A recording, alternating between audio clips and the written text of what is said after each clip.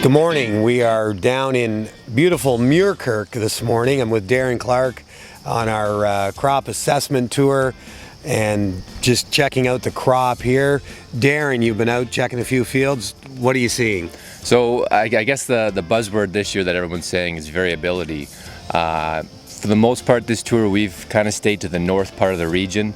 Most of the sands went in fairly early as opposed to some of the clays on number 3 highway.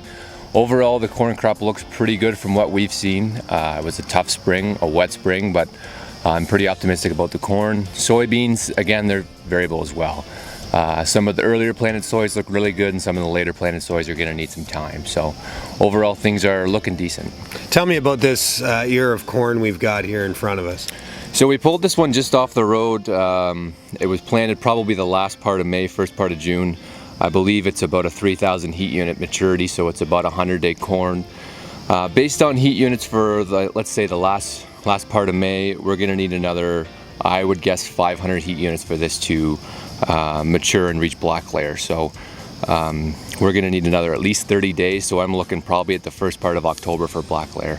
What are you seeing as far as disease pressure in corn and soybeans? As far as corn, it looks pretty clean overall. Seeing a little bit of northern corn showing up, but nothing too concerning. As far as soybeans, we're seeing lots of sudden death syndrome show up, and that's pretty much the main concern right now. What about pollination? This ear here is pretty well right out to the end. How are you seeing some of the other fields you've been looking at? I'd say this is pretty representative of what we're seeing. We had some pretty wet conditions for pollination, so we're seeing a lot of stuff that was filled right to the tip, and we're happy with that.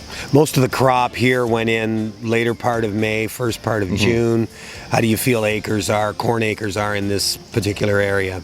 In this region, I'm going to say corn acres are up a little bit on the sand just because the market kind of dictated that. Guys were they kept planting corn. As far as the clay, we had a lot of wheat acres that weren't any good.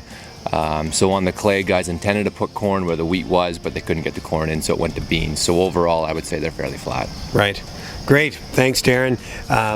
We're still wandering around the countryside trying to get an assessment here on all the crop. If you need your field done, give any of our branches a call, and we'll be more than happy to slip out and do your assessment. Stay tuned for our results at the Outdoor Farm Show the Tuesday, Wednesday, Thursday of next week, and we'd be happy to see you at the FS booth. Thank you.